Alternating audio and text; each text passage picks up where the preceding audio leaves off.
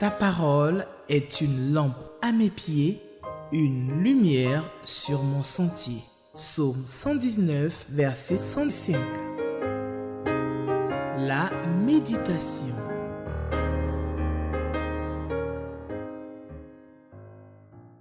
Samedi 17 mai 2025. Pour la méditation de ce jour, la Ligue pour la lecture de la Bible nous propose le passage biblique de Juges chapitre 2 du verset 1 jusqu'au verset 23. Voilà, là, le passage est assez long, hein? 23 versets. Donc Juges chapitre 2 du verset 1 jusqu'au verset 23. Je donc lis la Bible, la parole de Dieu dans la version Louis II, mais je voudrais que nous puissions prier le Seigneur avant la lecture de sa parole. Nous te bénissons, Seigneur, pour la méditation de ce jour. Nous voulons compter sur toi pour la bonne compréhension, pour la bonne interprétation et, Seigneur, surtout pour mettre en pratique tous les enseignements qui vont découler de cette méditation. Que ton nom soit béni, que ton nom soit loué au nom de Jésus-Christ. Amen. Chers téléspectateurs, j'espère que vous avez votre Bible, la parole de Dieu. Vous avez également votre lecteur de la Bible, voilà, 2025. Et puis, vous avez certainement de quoi noter pour prendre des notes, pour bien garder tout ce que nous aurons à écrire et à enregistrer dans cette méditation. Juges chapitre 2, du verset 1 jusqu'au verset 23. Un envoyé de l'Éternel monta de Gilgal à Bokim et dit: Je vous ai fait monter hors d'Égypte, et je vous ai amené dans le pays que j'ai juré à vos pères de vous donner. J'ai dit: Jamais je ne romprai mon alliance avec vous, et vous ne traiterez point alliance avec les habitants de ce pays. Vous renverserez leurs autels, mais vous n'avez point obéi à ma voix. Pourquoi avez-vous fait cela? J'ai dit alors: Je ne les chasserai point devant vous, mais ils seront à vos côtés, et leurs dieux vous seront un piège. Lorsque l'envoyé de l'Éternel eut dit ces paroles à tous les enfants d'Israël, le peuple éleva la voix et pleura.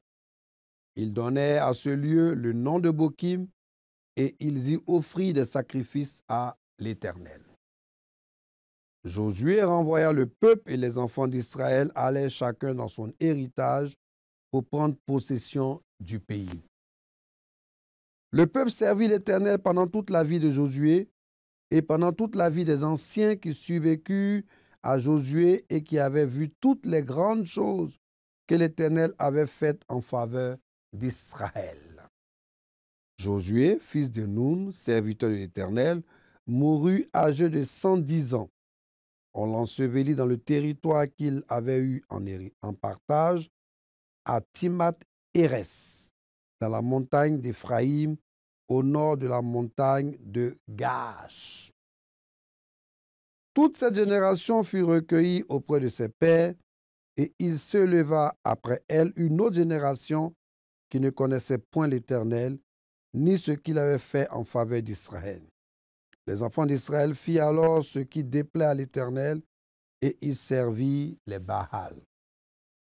Ils abandonnèrent l'Éternel, le Dieu de leur père, qui les avait fait sortir du pays d'Égypte, et ils allèrent après d'autres dieux d'entre les dieux des peuples qui les entouraient. Ils se prosternèrent devant eux et ils irritaient l'Éternel. Verset 13. Ils abandonnèrent l'Éternel et ils servirent Baal et les Astartés. La colère de l'Éternel s'enflamma contre Israël. Il les livra entre les mains de pillards qui les pillaient et les vendit entre les mains de leurs ennemis d'alentour, et ils ne purent plus résister à leurs ennemis. Partout où ils allaient, la main de l'Éternel était contre eux pour leur faire du mal, comme l'Éternel l'avait dit, comme l'Éternel le leur avait juré. Il fut ainsi dans une grande détresse. L'Éternel suscita des juges afin qu'ils les délivrassent de la main de ceux qui les pillaient. Mais ils n'écoutaient pas même leurs juges, car ils se prostituaient à d'autres dieux, se prosternaient devant eux. Ils se détournaient promptement de la voie qu'avait suivie leur père, et ils n'obéissent point comme eux au commandement de l'Éternel. Lorsque l'Éternel leur suscita des juges, l'Éternel était avec le juge et il les délivrait de la main de leurs ennemis pendant toute la vie du juge. Car l'Éternel avait pitié de leurs gémissements contre ceux qui les opprimaient et les tourmentaient. Mais à la mort du juge, ils se corrompaient de nouveau plus que leur père en allant après d'autres dieux pour les servir et se prosterner devant eux, et ils persévéraient dans la même conduite et le même endurcissement. Verset 20. Alors, la colère de l'Éternel s'enflamma contre Israël, et il dit, puisque cette nation a transgressé mon alliance que j'avais prescrite à ses pères, et puisqu'ils n'ont point obéi à ma voix, je ne chasserai plus devant eux aucune des nations que Josué laissa quand il mourut. C'est ainsi que je mettrai par elle Israël à l'épreuve, pour savoir s'ils prendront garde ou non de suivre la voie de l'Éternel, comme leurs pères y ont pris garde. Et enfin, verset 23, « Et l'Éternel laissa en repos ces nations qui n'avaient pas livré entre les mains de Josué, et il ne se hâta point de les chasser. » Acclamons donc cette parole, la parole du Seigneur. Alors donc, Juge chapitre 2, verset 1 jusqu'au verset 23, voilà notre texte de méditation. Le lecteur de la Bible nous pose toujours des questions. Et donc, pour ce samedi 17, la question 2, voilà, question 2, question 5.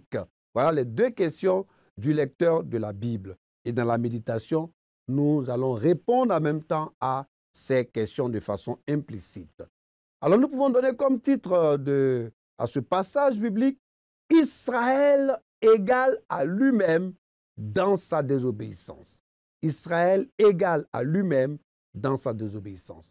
Le livre des Juges nous rappelle la grâce de Dieu, mais aussi que Dieu ne laisse pas le péché impuni.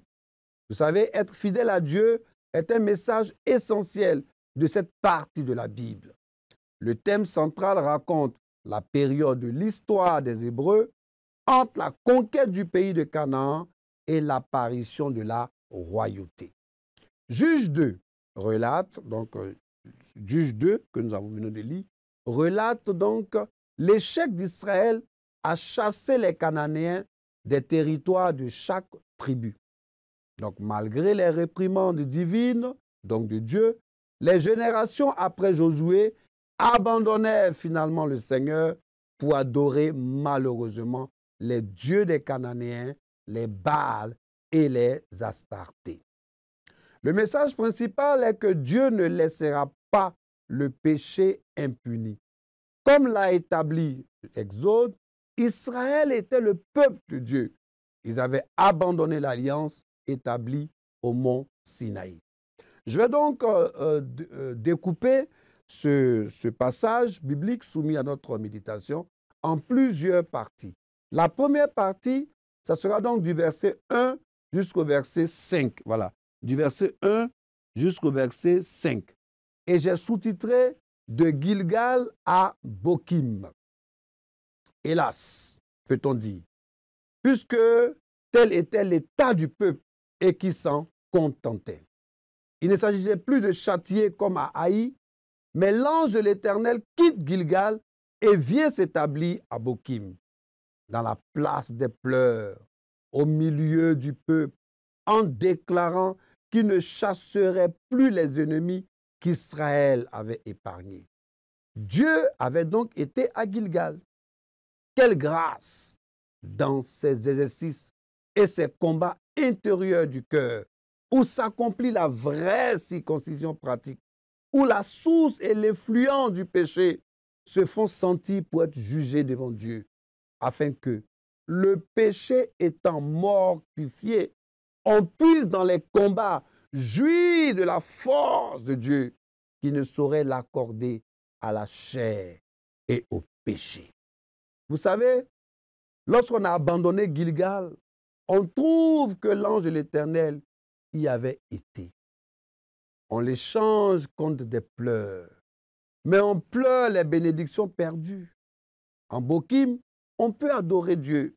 Sa relation avec le peuple n'est pas changée. Il accepte ses pleurs. Mais quelle différence! La force et la clarté de la face de l'Éternel n'y sont plus. Mais il reste toujours le même. Et la foi peut compter sur lui. Si vous prenez des notes, lui, c'est Dieu. Comme lorsque la mer Rouge s'enfuit de devant sa face et que le Jourdain retourna, j'ai envie de dire, en arrière. Ce changement de Gilgal à Bokim est la clé de ce livre des juges. Ce n'est que trop souvent, hélas, hélas. Tel était l'état des enfants d'Israël, le peuple de Dieu. Dans mon découpage, la deuxième partie, part du verset 6, vous voyez, du verset 6 jusqu'au verset 9. Voilà, du verset 6 jusqu'au verset 9. Et j'ai sous-titré « L'infidélité suit le départ des fidèles du début. » L'infidélité suit le départ des fidèles du début. Pendant les jours de Josué et des anciens qui lui ont survécu, Israël a marché devant l'Éternel. C'est l'histoire aujourd'hui, si on veut paraphraser pour être dans notre temps, c'est l'histoire de l'Église. Tant que les apôtres ont été là, l'Église était gardée. Mais Paul et Pierre ont également averti les fidèles que leur départ amènerait les fâcheuses conséquences de l'infidélité et de la révolte. Déjà, les principes en étaient là. Le mélange avec des personnes infidèles, œuvre de l'ennemi, allait devenir le moyen par lequel le mal se développerait et les envahirait. Le Seigneur l'avait dit en Matthieu 13 et Jude également. On développe la marche, juge, développe la marche et les conséquences avec une clarté et une précision solennelle. La troisième partie, c'est du verset 10. Voilà, du verset 10 jusqu'au verset 23. Voilà, du verset 10 jusqu'au verset 23, c'est-à-dire jusqu'au dernier verset.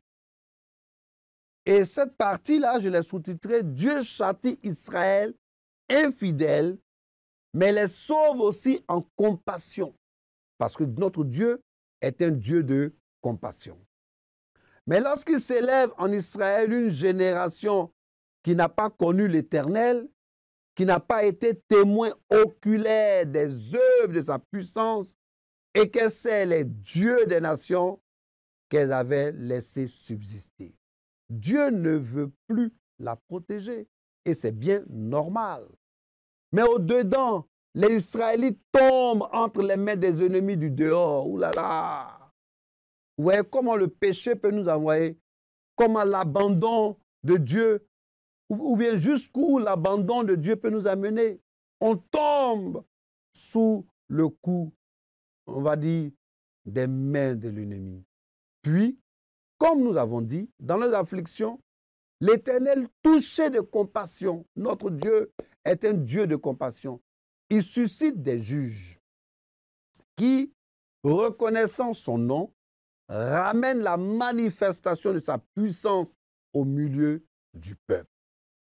Alors, je vous ai dit que le lecteur nous pose toujours des questions. Question numéro 2 et question numéro 5. Question numéro 2.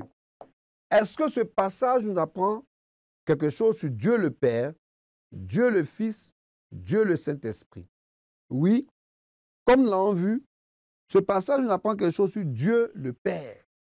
Dieu le Père qui est amour, Dieu le Père qui est compatissant, Dieu le Père qui est fidèle dans son amour, mais Dieu le Père qui est le péché, qui n'aime pas le péché, qui est jaloux qui est jaloux d'une jalousie parce qu'il ne veut pas partager sa gloire avec d'autres dieux.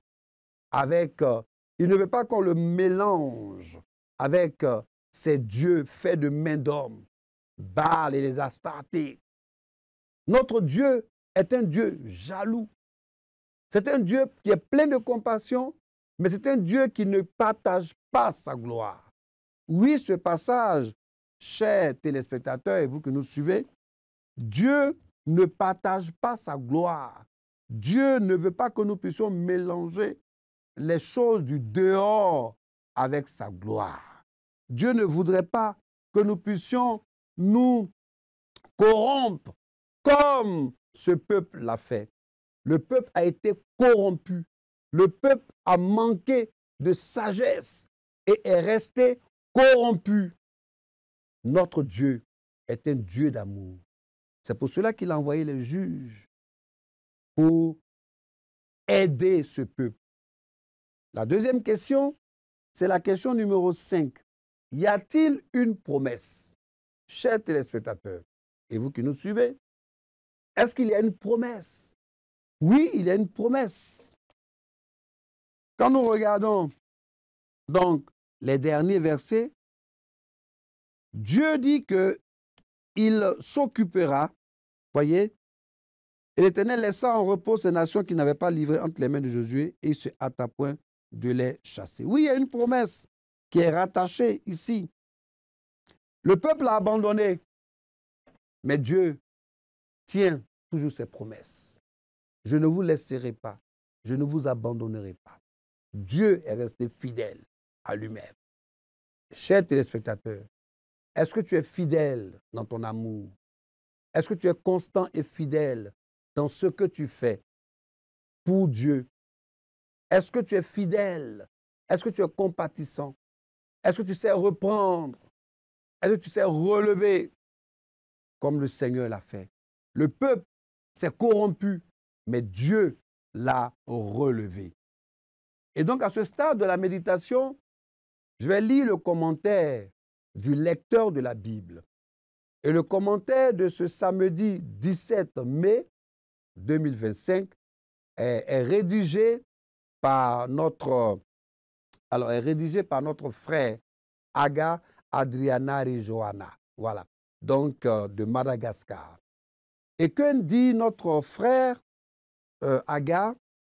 Israël est égal à lui-même dans sa désobéissance, comme nous l'avons dit. Donc, face à la désobéissance d'Israël, Dieu conclut que son peuple a rompu son alliance et décide de ne plus chasser les nations devant Israël. À l'écoute de ces paroles, les enfants d'Israël pleurent. Mais les seuls sentiments, s'ils ne sont pas associés à la raison et à la volonté, n'assurent pas une vraie repentance qui nécessite des prises de décision appropriées. De nos jours, beaucoup versent des larmes face aux situations de péché. Dieu qui sonde les cœurs sait seul où se trouve la vraie repentance. Il est dit en Proverbe donc 22, verset 6, il est dit que pendant toute la vie de Josué et de sa génération, le peuple d'Israël servit l'Éternel. Verset 7. Mais à leur mort, la nouvelle génération montante ne connaissait plus l'Éternel et fit ce qui lui déplut. Les parents juifs n'ont-ils donc pas appliqué Deutéronome 6, verset 7? Tu les inculqueras, les commandements bien sûr, à tes enfants et tu en parleras quand tu seras dans ta maison, quand tu te coucheras. Cette réalité reste un défi dans nos différentes familles. Réfléchis à ce que tu peux faire à ton niveau. Quand le peuple pêche, Dieu est en colère et le punit. Il leur envoie alors des juges pour les délivrer de ses ennemis. Mais le cycle infernal, péché, repentance, délivrance, péché, n'arrête pas de se répéter. Au final, le Seigneur réitère sa volonté de ne plus chasser les nations devant Israël, ce qui sera aussi un test pour leur futur comportement. Notre frère de Madagascar nous amène à une prière. Ô Dieu, crée en moi un cœur pur, renouvelle en moi un esprit bien disposé. Et nous tirons cela de Psaume chapitre 51, le verset 12. Seigneur, je te loue et je te bénis pour ta parole. Je te loue, Seigneur, pour ta parole. Ô Dieu, crée en moi un cœur pur. Renouvelle en moi un esprit bien disposé. Les téléspectateurs et moi, nous avons médité ta parole. Mais Seigneur, au-delà d'une simple méditation, nous voulons mettre ta parole en pratique. Nous voulons que pour ce jour du 17 mai et les jours à venir, nous puissions garder ta parole dans notre cœur. Merci au nom de Jésus-Christ. Amen. Voilà, donc, pour ceux qui nous prennent en marche, nous avons médité donc, le livre de Juges, chapitre 2, du verset 1 jusqu'au verset 23. Voilà, c'est donc ça notre test de méditation. Et nous avons répondu à la question 2 et à la question 5. Voilà, en guise de conclusion, je voudrais vous dire que Dieu vous aime et surtout, je vais vous annoncer, c'est déjà fait sur nos antennes, mais comme c'est demain et que moi je passe aujourd'hui, l'événement c'est demain, alors je me dois de réannoncer ce grand événement. Alors demain, dimanche 18 mai 2025, un événement important, un événement solennel, un événement d'une haute portée spirituelle se produira ici en Côte d'Ivoire, en Afrique, en Côte d'Ivoire, et surtout à Abidjan, notre capitale. Ça sera donc l'investiture de son éminence, le bishop Séraphin Moudé, le président de la conférence de l'Église méthodiste de Côte d'Ivoire.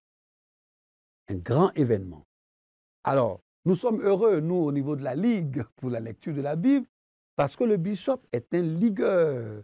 Il a même participé, on me l'a dit, à des camps de la Ligue, dans des camps de la Ligue pour la lecture de la Bible. Donc la Ligue est donc honorée aussi.